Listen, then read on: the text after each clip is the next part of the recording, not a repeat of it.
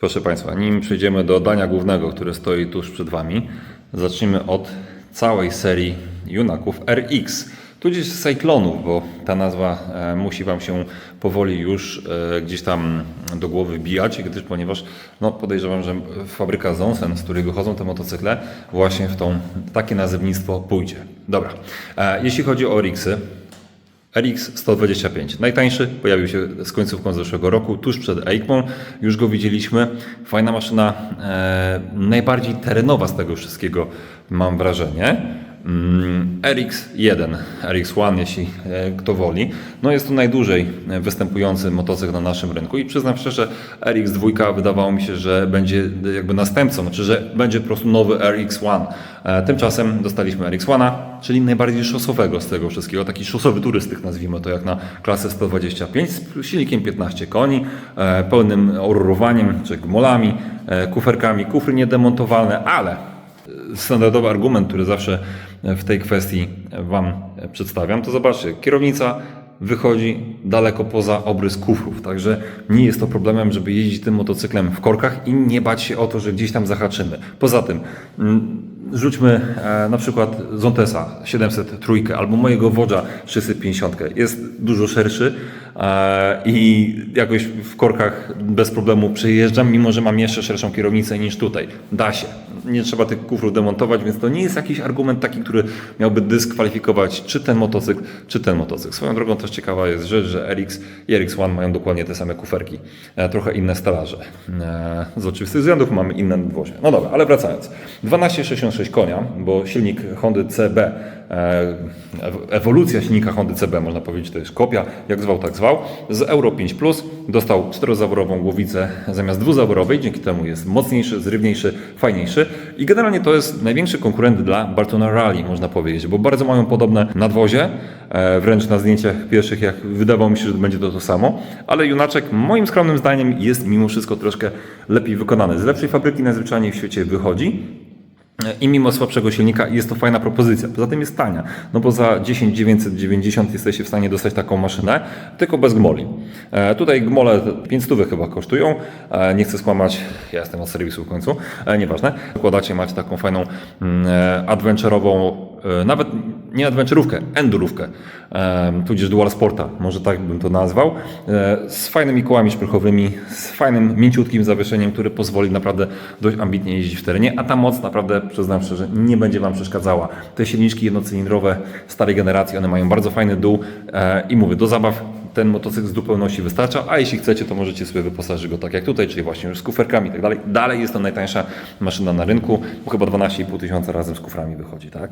Więc spoko. Dobra, teraz RX1, szosowy turystyk, 17 przód, tył na aluminiowych kołach, jest ABS, jest kontrola trakcji. Tu mamy ABS, ale tylko na przednie koło. To znowu sugeruje pewne zastosowanie motocykla w terenie, bo tym tyłem można sobie fajnie pobawić się właśnie w terenie na luźnych nawierzchniach. Dobra, tutaj ABS na 2 koła, wtrysk Boscha, wszystkie mają wtrysk Boscha w zasadzie. To też jest bardzo cenny argument, bo mamy po prostu bardzo drogi, fajny wtrysk. Znaczy drogi jak na klasę, wiecie, chińskich 125. Nie ma tutaj miękkiej gry, po prostu topowe elementy, które są w 125 montowane na dzień dzisiejszy. Ok, troszkę już jest archaiczny, ale też występuje od 17 albo 18 roku na naszym rynku, więc chwilę czasu już to jest. Natomiast tak, silnik przeszedł ewolucję, bo przeszedł od prostej wersji tego przez 13,5 konia, a teraz 15 koni, czyli max na kategorię B i to czuć, to naprawdę bardzo fajnie jeździ. Tutaj mamy gmole, mamy kuferki w standardzie 13 999 chyba w tym momencie kosztuje, także też jest mocno obniżona cena w stosunku do tego, co było w zeszłym roku. Bardzo fajny, jeśli chodzi o dwumetrowca, bo siedzieć na nim wygodnie. Zresztą na RX-ie też.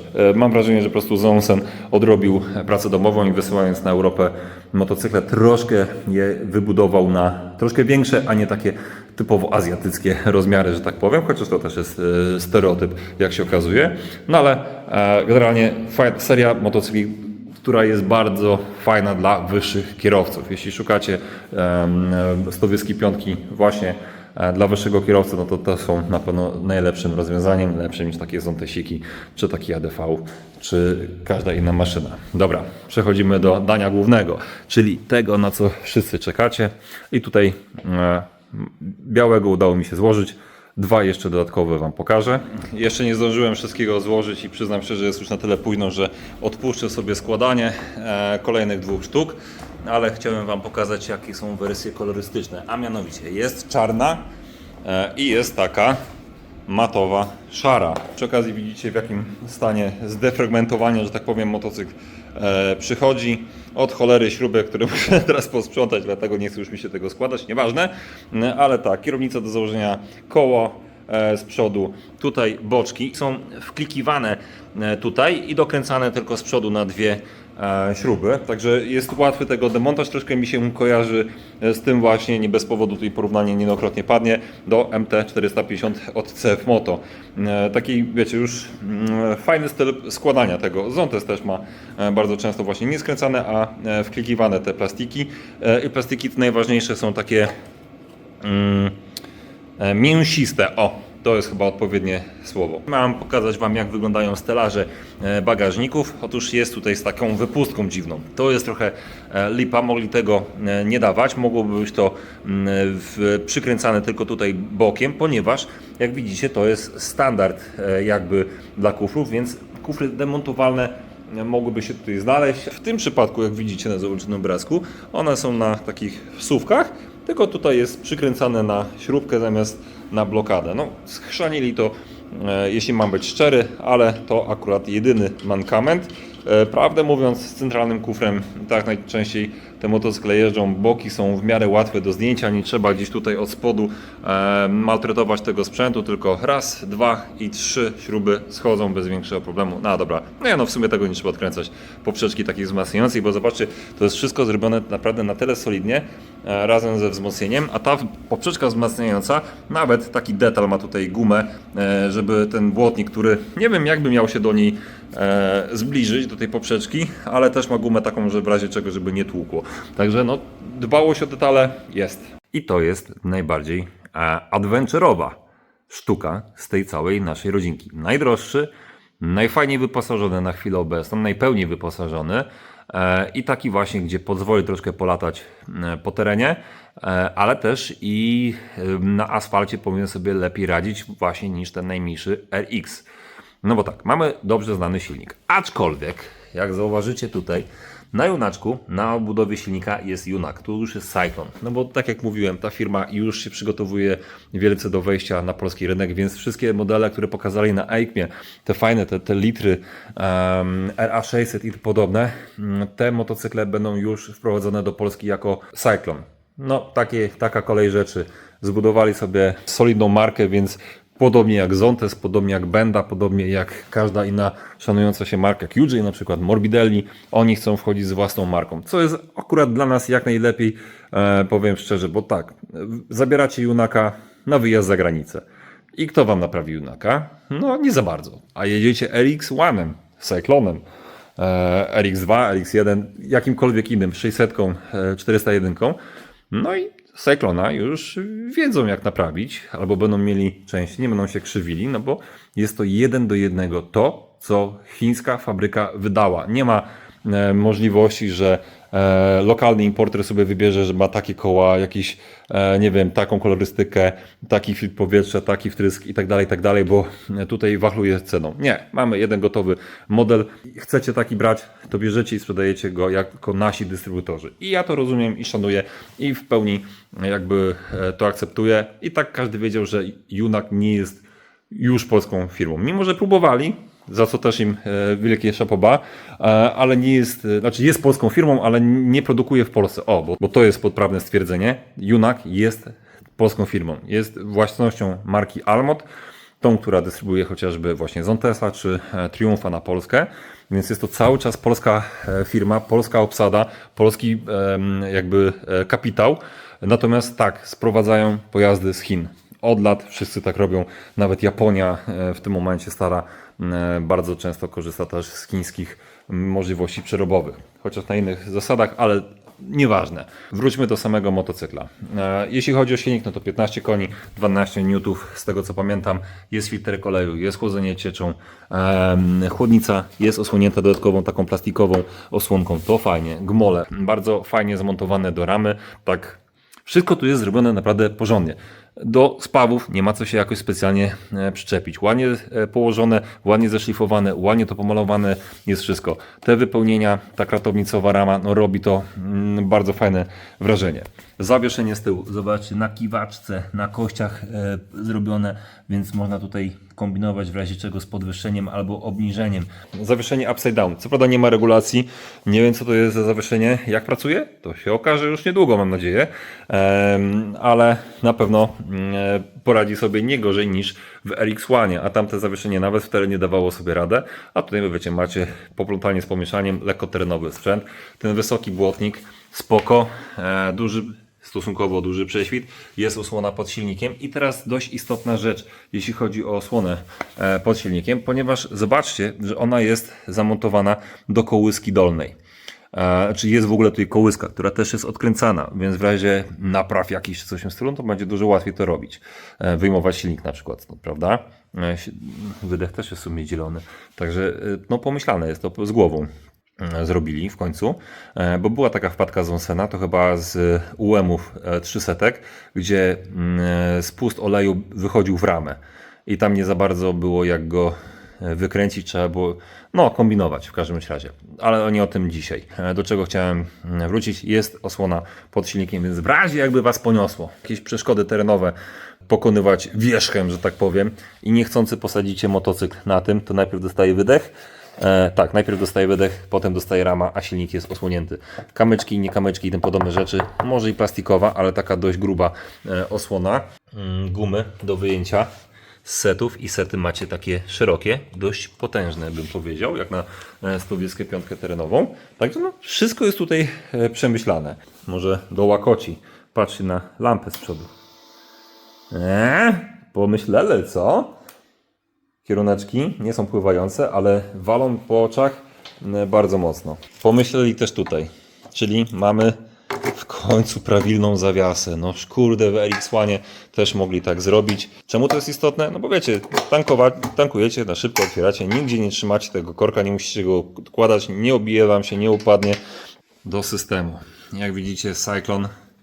I teraz tak, co my tutaj mamy? Mamy tutaj całkiem sporo, bo przytrzymując klawisz Enter, przechodzimy na skórkę taką. Nic specjalnego, prawda? Więc wracamy do tej terenowej z takim, ja to już gdzieś widziałem, to chyba w Zontesie zresztą jest chyba dokładnie ta sama grafika, ale tutaj ta opona jest fajna, czy taki bieżnik opony, no fajnie to wygląda na pewno. Zobaczcie, jak jest śmiesznie pokazana temperatura cieczy chłodzącej. Nie dość, że macie tutaj paseczki, to jeszcze wyrażona w temperaturze. No i tutaj 1/5 zbiornika paliwa. Wskaźnik biegu, gdzie jest? O, tutaj na dole pojawia się całkiem spory, na zielono, więc będzie kontrastowo widoczny. Godzina, odometr, trip, komputer pokładowy. Dobra, jak kliknę sobie tutaj Enter, czy 2 razy, nie, raz kliknę Enter, to przechodzimy do takiego menu i mamy tutaj lap timer, nie wiem, w Venture'ówce, może na torze crossowym, jeśli ktoś zabierze. Wychyły teoretycznie powinien nam mierzyć, nie wiem czy to jest podłączone czy nie, jeszcze tego nie sprawdziłem, być może podczas jazdy to dopiero pokazuje. Na postoju na pewno nie. No i stoper przyspieszenia. Godzina, sterowanie muzyką, bo takie też tutaj jest. Taki zbędny bajer moim zdaniem. Czyli tak, mamy tutaj jeszcze dodatkowe menu i zobaczcie właśnie sterowanie muzyką. W ogóle tak, góra, dół i Enter do przechodzenia dalej albo cofania. Dobra, information. Co tu mamy? Information, basic information. No i czyli powtórzenie. No, ładnie grafikę dali, na grafice dali RX2, spoko, podoba mi się nawet. Information display, co tu mamy? Trip A, trip B, o, czyli co chcecie mieć, jakie informacje chcecie mieć na komputerze pokładowym. To błędy, maintenance, czyli ile do najbliższego przeglądu i pierwszy przegląd tutaj podaje nam 1000 km. Trip reset, offroad. Co mamy w offroadzie? No i zobaczcie, tutaj możemy sobie ustalić, jak wyłączamy ABS. Czy całości, czy tylko na tył. Spoko? Bardzo spoko. Natomiast kontrolę trakcji mamy wyłączaną tutaj pod przyciskiem. Luzik. No to jest pewnie zbędne i mało kto będzie z tego korzystał, ale przyznam szczerze, nie wiem czy mój telefon to odda, ale jakość tej grafiki jest naprawdę bardzo przyzwoita. Więc to nawet na plus.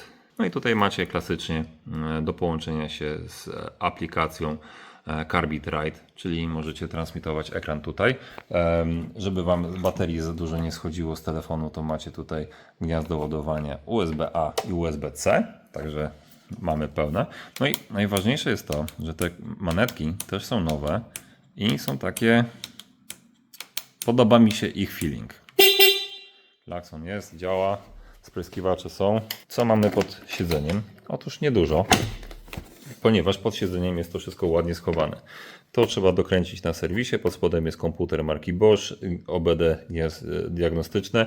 Stosunkowo prosty dostęp do filtra powietrza, chociaż przyznam szczerze, mam nadzieję, że tam nie ma śrub na dole, tylko są tutaj i tylko na wsówkę to wchodzi, to wtedy do filtra faktycznie będzie stosunkowo łatwy dostęp.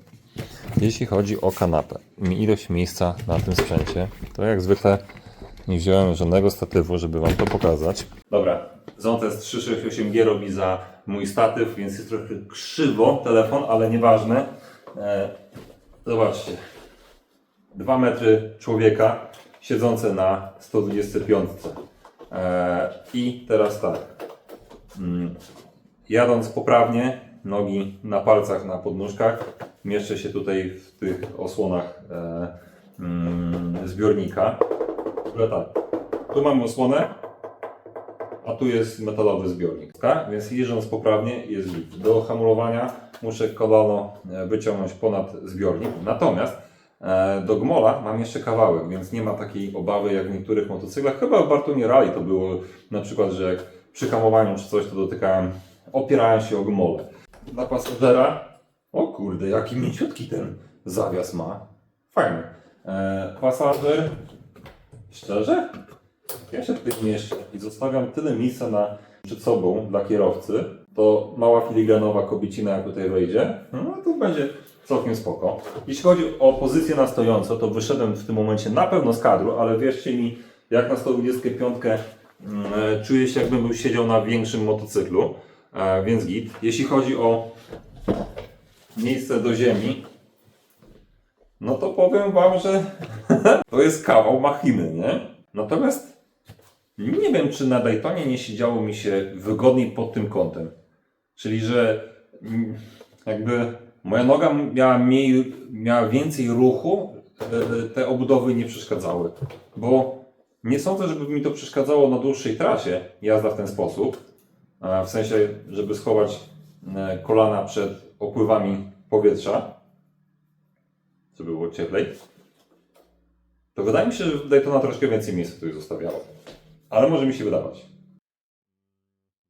Materiał ten miałem zacząć od słów Junak RX2 to Daytony killer, można powiedzieć, tudzież największy konkurent na pewno. Czy killer? Nie do końca, bo jak ustawiłem je obok siebie, to powiem Wam szczerze, są to szalenie podobne do siebie motocykle, no bo oczywiście są to 125 z stylu Adventure z bardzo podobnym wyposażeniem, natomiast to, którego wybrać, tutaj powinny zadecydować detale. Nie to, jak są wykonane te sprzęty, chociaż tutaj zależy gdzie spojrzeć, powiem Wam tak. Jeden i drugi robi na mnie bardzo podobne wrażenie. Co najważniejsze, RX2 to jest sprawdzony silniczek. Ten jest stosunkowo świeży u nas, ale już występuje od 2 albo 3 lat na innych rynkach. Widziałem go ostatnio w Nicei na testach, jak byliśmy akurat CF Motki i tam też one śmigają, więc to nie jest tak, że to są niesprawdzone sprzęty, które do nas przyszły i zaraz znikną. Nie, to jest globalna dystrybucja dużego gracza greckiego i między innymi na naszym rynku jako Daytona Daymoto występuje, więc to nie jest tak, że on jest jakiś gorzej wykonany. Na papierze ma słabszy silnik, bo ma 14,1 konia, jeśli dobrze pamiętam, a tutaj w Junaku mamy 14,90 coś. Konia czy 70 coś. Nie jeździłem jeszcze RX2, nie wiem czy nie zmieniło się tam przełożenie, co tam zostało dłubnięte. Natomiast jeśli chodzi o RX1, to chodzą bardzo podobnie. Wydaje mi się, że lepiej przyspiesza Junaczek w stosunku do Daytony. Natomiast Daytona ma fajny ten 6. bieg i na trasie ona po prostu daje radę. Kolejna rzecz do wyboru, ten czy tamten. Na pewno koła, zobaczcie, dużo osób Daytony nie wybierało na aluminiowych odlewach, która była tańsza, a wybierali ją na szprychach. Czemu? No bo wygląda bardziej terenowo. I słowo klucz wygląda, bo czy jest bardziej terenowym motocyklem dzięki temu? Trochę tak, ale mamy tutaj 17, przód i tył, więc tak bardzo szosowo bym powiedział i ten motocykl w zastosowaniu szosowym jest idealny. Zawieszenie ma dostosowane idealnie pod warunki szosowe i on właśnie jest takim fajnym allrounderem, że tak nazwijmy, albo inaczej crossoverem.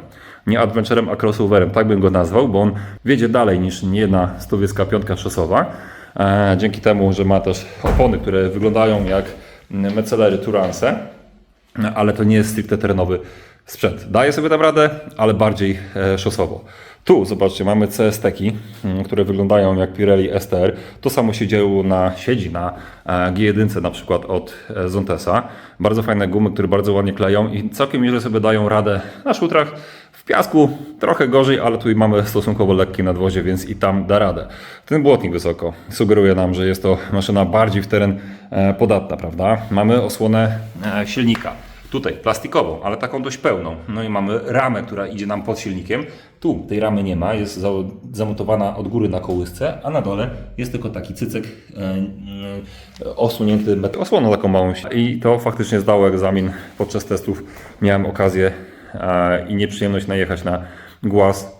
Osłona wytrzymała, więc spoko, ale na pewno jeśli chodzi o jakiś tam, jak was za bardzo poniesie, to w Junaku zdecydowanie mamy tutaj tą kołyskę dolną i silnik w pełni osłonięty. Dobra, ale mieliśmy mówić jeszcze nie konkretnie o motocyklu, tylko jakie są różnice między nimi. Także tamten, jeśli jesteś zorientowany bardziej na jazdę gorszymi drogami, Junaczek będzie zdecydowanie lepszy. Prześwitem też troszkę wygrywa. Daytona bardziej szosowo. Jeśli chodzi o ilość miejsca za kierownicą, to proszę nie zadajcie mi pytania typu mam 1,60 m i na którym będę się lepiej czuł. Nie wiem, ja mam 2 metry, nie wiem jak się czuję 1,60 m na takim motocyklu. Mogę przypuszczać, że niskie osoby, kobiety na przykład, na Daytonie się lepiej odnajdą, bo to siedzenie jest mimo wszystko troszkę niższe. Masy mamy bardzo podobne, ale Daytona jest nieco niższa. Nawet chyba widać to w tym momencie, nie? Że tamto siedzenie wystaje. Ok, mamy go na centralnych podnóżkach, ale zobaczcie, że ten na centralnej podnóżce stoi i koła praktycznie dotykają do ziemi, a ten podnosi to koło, więc tutaj ten jakby dalej siądzie niż Junaczek. Im wyższy jesteś, tym wydaje mi się, że Junak będzie dla Ciebie lepszy, ale też to zależy jak na to spojrzymy, ponieważ odległość od siedzenia do kierownicy tu jest krótsza niż tutaj. Ten jest taki bardziej jakby wyciągnięty, nie? Ten macie więcej tego zbiornika przed sobą niż w Junaku. Natomiast problem zaczyna się tutaj, że jak tutaj usiądziecie, to siedzicie w tym miejscu konkretnie. Tu jest za wysoko, więc tyłek będzie Wam się zsuwał, więc tak naprawdę macie dość ustaloną pozycję za kierownicą.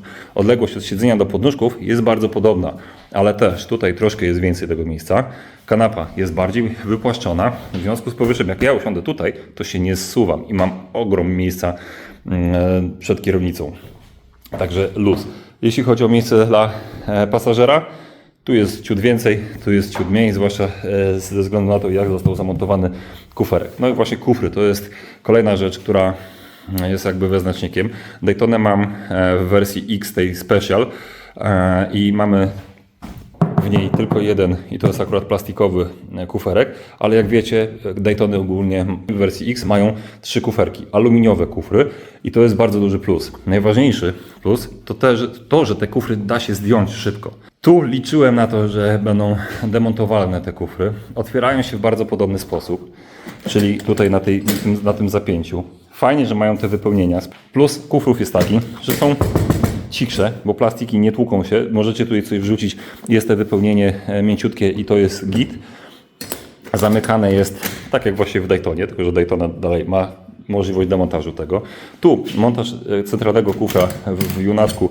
W końcu ten kufer jakoś normalnie wygląda. To później pokażę w porównaniu do starego modelu. Tu pod spodem jest taka śrubka, którą możecie to zdjąć w miarę na szybko. Więc no, ten przynajmniej centralny kuferek da się go pozbyć. Ewentualnie tu jakiś adapter wykonać i wtedy inny kufer, który będzie miał te szybkie zamykanie, da się tu i zrobić. Najważniejsze jest to, że zobaczcie, tutaj jest miejsce na jakąś narzędziówkę, a po tej stronie mamy wydech, który całkiem normalnie brzmi.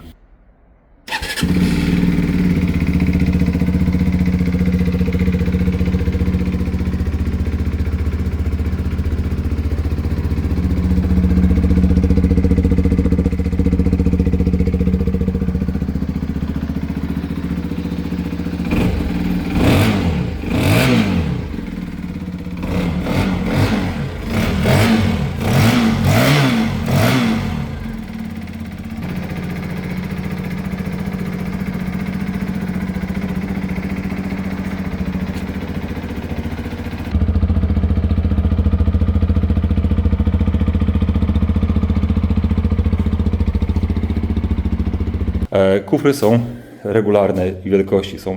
Prawy i lewy jest dokładnie taki sam, a nie tak, że po prawej stronie był kuferek mniejszy, bo zachodził na wydech.